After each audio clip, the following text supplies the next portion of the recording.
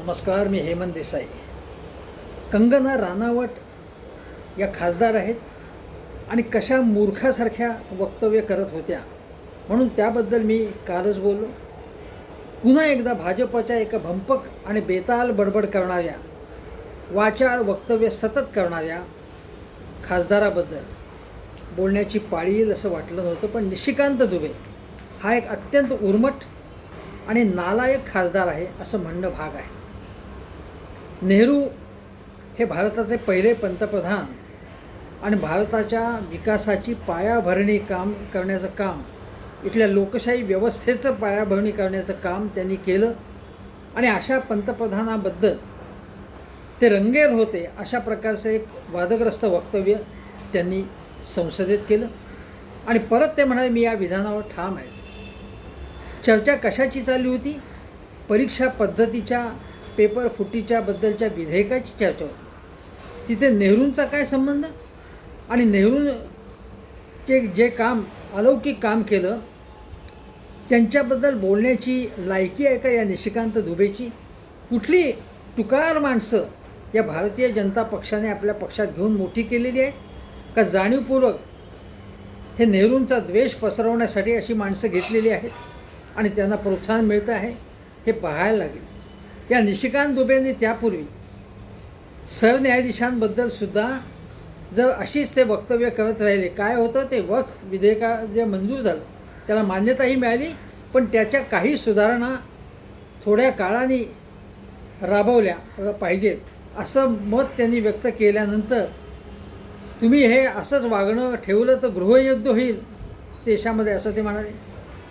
भारताचे एक माजी निवडणूक आयुक्त कुरेशी यांच्याबद्दल ते मुसलमानांचे निवडणूक आयुक्त होते असं वक्तव्य केलं.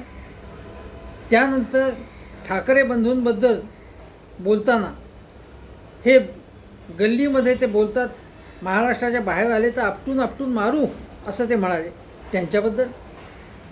आणि आदित्य ठाकरे यांनी एका नटीला मारलं अशा प्रकारचं पूर्णपणे बेताल निराधार वक्तव्य केलं त्यांनी. तेव्हा सुप्रियाताई सुळेंपासून ते अन्य अनेक पक्षांचे नेते संसदेमध्ये उभे राहिले आणि त्यांनी त्याचा निषेध केला आणि त्यांना थांबवा असं म्हटलं. निशिकांत दुबे यांना थांबवण्याची पाळी यायला पाहिजे आणि त्याबद्दल लोकसभाध्यक्षांनी त्यांना त्यांच्या मर्यादांची जाणीव करून दिली पाहिजे. ते जाणीव करून देत नाही. लोकसभाध्यक्ष ओम बिर्ला हे देखील एकतर्फी अशा प्रकारे वागतात. पूर्णपणे झुकतं माप सत्ताधारी पक्षाला देतात आणि विरोधी पक्षांना मात्र देत नाहीत. सत्ताधारी पक्षाच्या बेताल लोकांना लगाम घालण्याचं काम त्यांनी केलं पाहिजे. या निशिकांत दुबे यांना आवरलं पाहिजे.